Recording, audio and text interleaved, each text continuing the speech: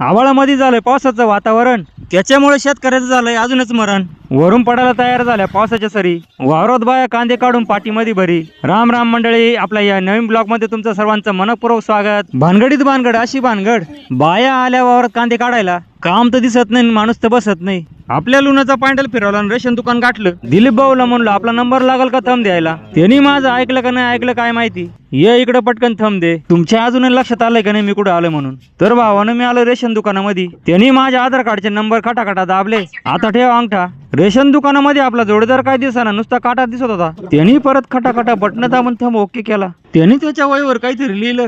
मी आपल्या लुणाला किक मारून लुणाचा पांडल फिरवीत फिरवीत आलो मळ्यामध्ये. वावरामध्ये कांदे काढून एक पोळ मारली होती. लाल लाल तांबड्यासारखा दिसणारा कांदा भाव कमी झाल्यामुळे त्याचाही झालाय वांदा. ऐका मित्रांनो तुम्ही शेतकऱ्याची कथा. पूर्ण व्हिडिओ पाहिल्यावर समजेल त्याची व्यथा. एवढ्या उन्हातानामध्ये कांद्याच्या वावरात बाया कांदे कापीत होत्या. एवढं मोठं स्पीकरचं दबडं ठेवून पोरी गाणं ऐकत होत्या.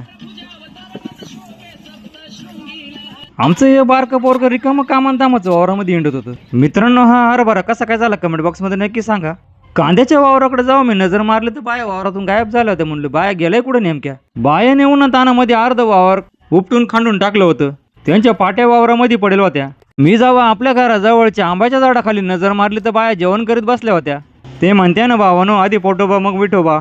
भावानं तुम्हाला व्हिडिओ कसा का वाटला कमेंट बॉक्स मध्ये नक्की सांगत चला. असे नवनवीन व्हिडिओ पाहण्यासाठी माझ्या चॅनलला सबस्क्राईब करा. व्हिडिओ आवडल्यास नक्की लाईक करा. श्री स्वामी समर्थ. जय जय स्वामी समर्थ.